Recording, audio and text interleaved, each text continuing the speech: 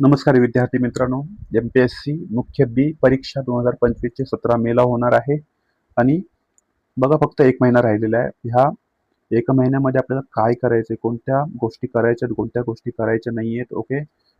कोणत्या टॉपिक्स महत्त्वाचे वाचत राहायचे, कशा पद्धतीने रिव्हिजन केली पाहिजे, कशा पद्धतीने रिकॉल करायचे, या सर्व गोष्टींचा अभ्यास आपण आजच्या ह्या लेक्चरमध्ये करणार आहोत. मी तुम्हाला सर्व गोष्टी सांगण्याचा एक प्रयत्न असेल माझा, की ह्या गोष्टी करा, ह्या गोष्टी करू नका, टाइम टेबल कसं असलं पाहिजे, कोणते चॅप्टर परत परत वाचले पाहिजेत. ओके. सो लक्षात घ्या, जागा चांगल्या आहेत. किती जागा आहेत? एकूण 758 जागा आहेत. त्यातल्या एएसओ ला किती जागा आहेत? तर 3 जागा आहेत.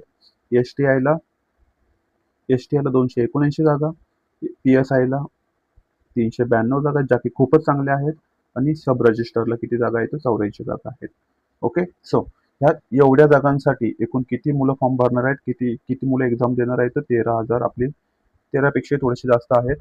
एवढी मुलं काय करणार आहेत? तर मेन्स एक्झाम देणार आहेत. ही मेन्स एक्झाम आपली ठराविक केंद्रावर होणार, त्याचे फॉर्म चालू आहेत.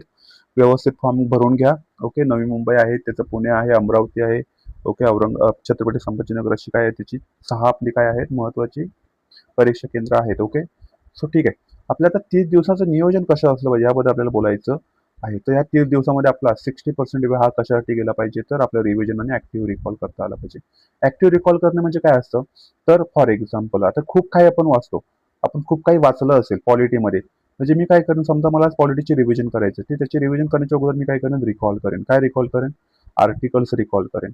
म्हणजे फॉर एक्झाम्पल मी असं लिहिलं, 61 आर्टिकल कशा संदर्भात आहे, आठवण्याचा प्रयत्न करायचा. आठवलं जरा, महाभियोग आहे. काय आहे? महाभियोग. मग महाभियोग कशा पद्धतीने राष्ट्रपतींना चालवला जातो आठवतोय का? प्रयत्न करायचा. आर्टिकल 72 क्षमादानाचा अधिकार आहे. मग क्षमादानामध्ये किती प्रकार पडतात? ओके. मग राज्यपालांना काय अधिकार आहे? राष्ट्रपतींना कशा पद्धतीने अधिकार आहेत? ओके. ह्या सर्व गोष्टी 123 मध्ये काय आहे? तर ऑर्डिनन्स आहे. ऑर्डिनन्स कसा मांडला जातो, का मांडला जातो, त्याचा कार्यकाल काय असतो, ह्या सर्व गोष्टी मी काय करतो? रिव्हिजन करत नाही, मी काय करतो? Active recall. So active recall ही 100% 100 टाइम्स काय आहे? बेटर आहे कोणापेक्षा? रिव्हिजनपेक्षा. आणि इथे जी गोष्ट तुम्हाला काय होणार नाही? आठवणार नाही.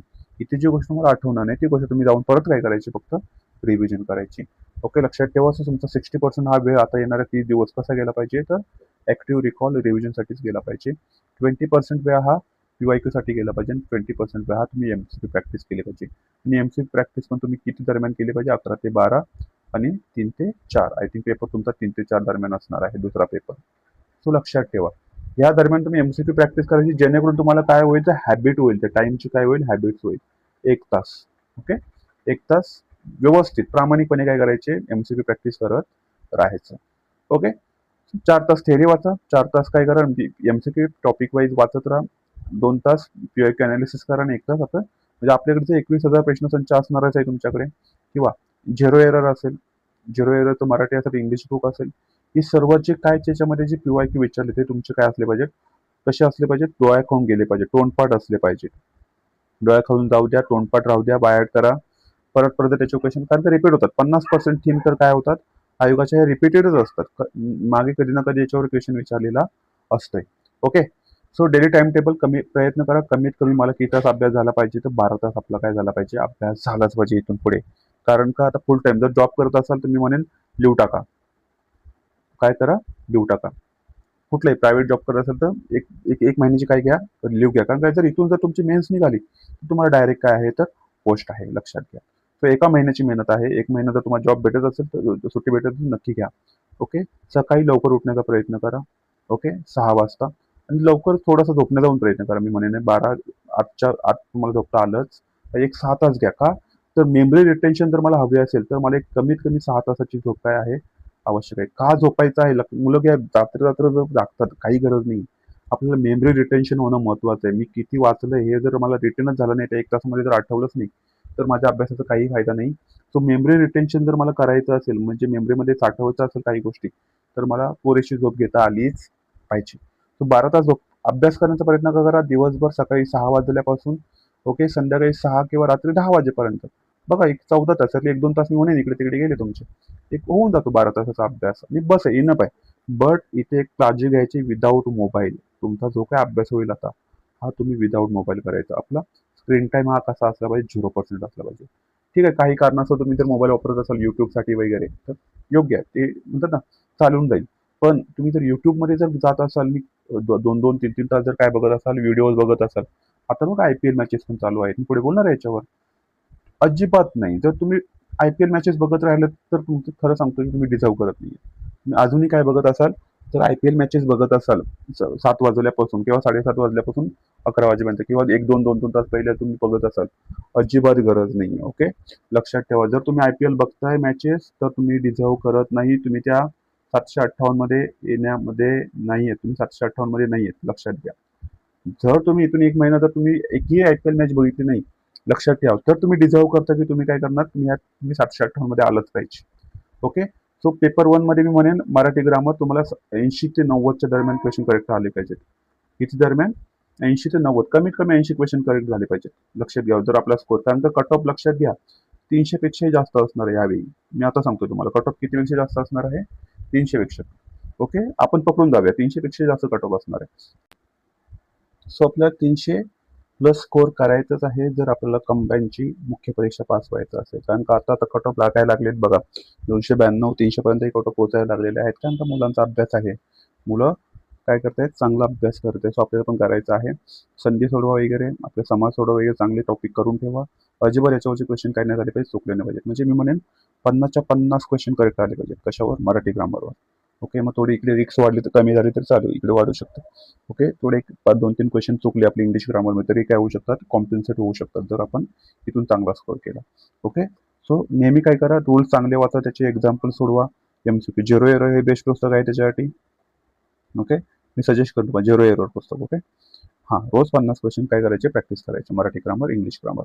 इंग्लिश ग्रामरमध्ये tense, articles, preposition, active passive voice आहे. ओके. व्होकॅब्युलरी थोडंसं जास्त फोकस ठेवा, कारण का 25 क्वेश्चन तर व्होकॅब्युलरीवरच असतात. हां, आणि याच्यामध्ये सर्वात महत्त्वाचं काय असेल तर तुमचं PYQ. PYQ मध्ये जे काही खाली ऑप्शन दिसतात ते ऑप्शन पुढे जाऊन काय बनू शकतात, येणाऱ्या एक्झामला क्वेश्चन असू शकतात. सो हे ऑप्शन्स इग्नोर करू नका. काय म्हणतोय मी, ऑप्शन इग्नोर करू. इथून कमीत कमी प्रयत्न करायचा की माझे एवढे तरी क्वेश्चन आलेच पाहिजे. आपण ठेवू शकतो ना, काय 30 ठेवायचे. मी म्हणेन 50%, 50 पेक्षा जास्त क्वेश्चन माझे काय आले पाहिजेत, करेक्ट आले पाहिजेत. का तर PYQ फोकस ठेवा. PYQ रिपीट होत आहेत. आणि काही क्वेश्चन सोपे असतात, ॲड क्वेश्चन टाईप असेल, चेंज वॉइस असेल, ओके, डिग्री वगैरे ओळखा, सोपे असतात. हां, कॉमन मिस्टेक अतिशय महत्त्वाचा पॉईंट आहे, मला आजच्या लेक्चरमध्ये बोलायचं आहे तुम्हाला. तर काय करू नका, नवीन सोर्सेस आता वाचायला घेऊ नका. काय होतं माहिती आहे का, आपण एखादा नवीन वगैरे बघतो, मग आता जर विचारतील एप्रिलचं करंट अफेअर्स करायचं का, तर म्हणेल काही वाचायची गरज नाही. परिक्रमा वाचूच नका. कशाची? 21ची. एप्रिलची परिक्रमा वाचायची गरज नाही. ओके, एका दुसरा क्वेश्चन आला तर आपण स्किप करतो, पण मी त्यासाठी पूर्ण 15 दिवस फुकट घालवणार नाही. सो नवीन सोर्सेस वाचायचे नाहीत. तुम्ही जे करंट अफेअर कराल ते करंट अफेअर फक्त कशासाठी असेल, कुठपर्यंत असेल, मार्च 2025 पर्यंत, 26 पर्यंत असणार आहे. त्याच्या पुढे नाही. फक्त वाचन, प्रॅक्टिस. फक्त काय करायचं तुम्ही, फक्त रिकॉल रिव्हिजन याच्यावर फोकस ठेवायचा. आणि PYQ ला इग्नोर करायचं नाही. रिव्हिजन कमी करणे आपली मिस्टेक असते. ओके, रिव्हिजन कमी करतो आपण, कारण का मग उगाच काहीतरी व्हिडिओ बघत राहायचे, तुम्ही जेवढ्या काही नोट्स बनवल्या असेल स्वतःच्या, त्या नोट्स मी म्हणेन 10 काय 20 वेळा वाचा. किती वेळा वाचा? 20 वेळा वाचा. त्याच नोट्स तुम्हाला काय करणार आहे, तुम्हाला 300 प्लस स्कोर आणून देणार आहे. लक्षात ठेवा. सो नोट्स रिव्हिजन कमी करू नका. आता लक्षात ठेवा, मोबाईलचा वापर अजिबात करू नका. 1 महिना नो स्क्रीन टाईम. म्हणजे माझ्या मोबाईलचा स्क्रीन टाईम फक्त काही कारणात, घरचा फोन असेल तर उचला, बाकी कुणाचे फोन उचलायला जाऊ नका. कारण काय होतं, एखादा तुम्हाला नातेवाईक तुम्हाला फोन करतो आणि नको त्या गोष्टी तुमच्या डोक्यात भरवतो, मग तुम्ही त्या गोष्टी काय करता, दिवसभर घेऊन फिरत राहता. तो प्रयत्न करायचा की जर एक गरज नसेल तर फोन कॉल्स घेऊ नका. इमर्जन्सी असेल, व्हॉट्सअपचे बंदच करून टाका. इमर्जन्सी असेल तर 2 कॉल येतात. एकच कॉलवर इमर्जन्सी होत नाही. इमर्जन्सी किती असतं तर एक तर नाही, 2दा कॉल करतात. तो 2दा कॉल आला तर समजायचं काहीतरी इमर्जन्सी आहे, फोन उचलता आला पाहिजे. ओके. सो घरच्यांचा सोडून बाकी कोणाचे फोन्स घेऊ नका. IPL मॅचेस हा मोठा ब्लंडर असणार आहे मुलांसाठी. आता मुलं काय करत असेल माहिती आहे का, थोड्या वेळ बघितलं काय होणार आहे, थोड्या वेळ बघितलं काय होणार आहे. पण लक्षात ठेवा, हे 2 तास 3 तास तुम्ही ज्या काय IPL मध्ये घालवणार आहात, ते तुम्हाला उद्या जाऊन काय करणार, 300च्या खाली घेऊन येणार आहेत. लक्षात ठेवा. इथे काही जण मुलं असे असतील जे मॅच न बघता पुढे इम्प्रूव्ह करत असतील, तेच कट ऑफचा क्लिअर करणार आहेत. सो IPL मॅचेस बघायच्या नाहीत, हा मोठा ब्लंडर असणार आहे तुमच्यासाठी. ओके, सर्वात मोठं डिस्ट्रॅक्शन्स आहेत एक मोबाईल आणि आपलं आता सध्याच असणारे IPL मॅचेस. काही गरज नाही एक वर्ष मॅच नाही बघितली तरी. ओके, आपलं जर कोच भेटलं तर तुम्हाला जेवढे काही मॅच बघायचे ना हायलाईट बघा सर्व. पण आता IPL मॅचेस बघण्याच्या भानगडीत पडू नका, कारण का 7:30 वाजल्यापासून आपण 12 वाजेपर्यंत काय करतो, आपला वेळ वाया घालवतोय. इथे एक सब्जेक्ट काय होऊ शकतो, रिव्हिजन होऊ शकतो. तो लक्षात राहील, नवीन सोर्स वापरायचे नाहीत. फक्त वाचन करत राहायचं, फक्त रिकॉल करत राहायचं, फक्त रिव्हिजन करत राहायचं. PYQ इग्नोर करायचे नाही. जेवढे काही PYQ आतापर्यंत विचारले ॲटलीस्ट 5 वर्षाची तोंडपाठ असतील. रिव्हिजन जास्तीत जास्त करा, एक नाही 20 पेक्षाही जास्त वेळ करा. Okay, no screen time. IPL matches बघायच्या नाही. मी काही गोष्टी तुम्हाला करायला सांगेन, त्या म्हणजे काय, मेडिटेशन. एक 10 मिनिटं सकाळी उठल्यानंतर 10 मिनिटं मेडिटेशन करा. रात्री झोपायला जाताना काय करा, मेडिटेशन करा. आणि काही ॲफर्मेशन्स करा. ॲफर्मेशन म्हणजे काय, yes I am going to be clear this main exam. Okay, ही एक्झाम मी काय करतोय, ह्यावेळी पास होतोय, मी ह्यावेळी काय होते, STI होते, मी ह्यावेळी काय होणार आहे, PSI होणार आहे, होणारच आहे, असं ॲफर्मेशन रोज करा. त्या पद्धतीने दिवसाची सुरुवात करा. ओके, मल्टिपल टाइम रिव्हिजन करा. मी म्हणतोय 20 टाइम, 20 वेळा रिव्हिजन झाली पाहिजे. ओके, प्रायोरिटी कॉपी जेव्हा कधी तुम्ही वाचायला घ्याल, कोणताही सब्जेक्ट घ्याल, ते फॉर एक्झाम्पल मी इकॉनॉमी वाचायला घेतो, तुम्ही पहिला चॅप्टर हा वाचून काढेल, पब्लिक फायनान्स. नंतर पंचवार्षिक योजना, नंतर नॅशनल इन्कम, बँकिंग, असे चॅप्टर मी पहिल्यांदा वाचून घेईन. नंतर मग राहिलेले बाकीचे. ओके, आणि ॲक्टिव्ह रिकॉलला मी इग्नोर करणार नाही.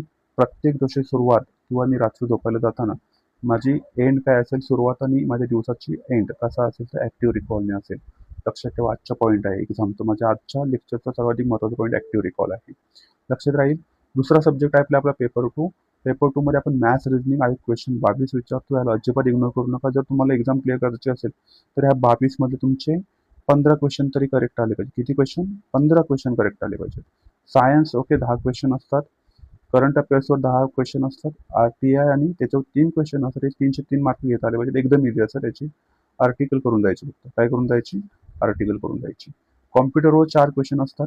ते 4 क्वेश्चन आपल्याला प्रयत्न करायचा. PYQ त्यासाठी काय महत्त्वाचं चांगलं आहे, तर PYQ आणि लेटेस्ट काय, जर आपल्या AI वगैरे याच्यावर क्वेश्चन विचारला जाऊ शकतो. आणि रिमोट सेन्सिंगवर 4 क्वेश्चन असतात. रिमोट सेन्सिंग पण महत्त्वाचा चॅप्टर आहे. लक्षात ठेवा, ग्रहांचं वगैरे म्हणतो सॅटेलाइट आपण सोडतो कशा पद्धतीने. पॅसिव्ह रिमोट सेन्सिंग काय असते, ॲक्टिव्ह रिमोट सेन्सिंग काय असते. ओके, मग कॅमेराचे प्रकार कोणते आहेत, या सर्व गोष्टी याच्यामध्ये विचारल्या जातात. हे काय असे एरिया आहेत जे थोडेसे आपण प्रिलिम्सला वाचत नाही, पण मेन्स याच्यावर काय करतो, आहे क्वेश्चन विचारतो.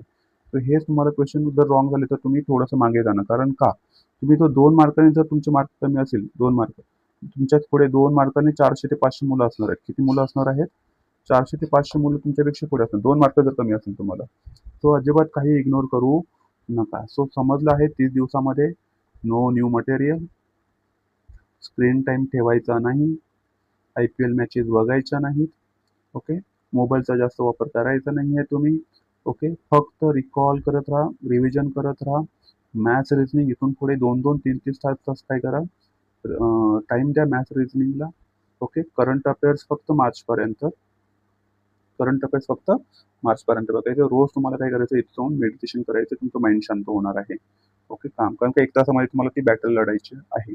त्या सर्व गोष्टी करायच्या आहेत तुम्हाला येणाऱ्या 30 दिवसामध्ये. लक्ष येतंय? आणि तुमचं जे काही शेड्यूल बनवलं असेल, प्रयत्न करा की 2 सब्जेक्ट 1 दिवशी, एकदा दिवसात 2 सब्जेक्ट करण्याचा प्रयत्न करा. आपण इथे थांबूया. Thank you. जय हिंद. All the very best.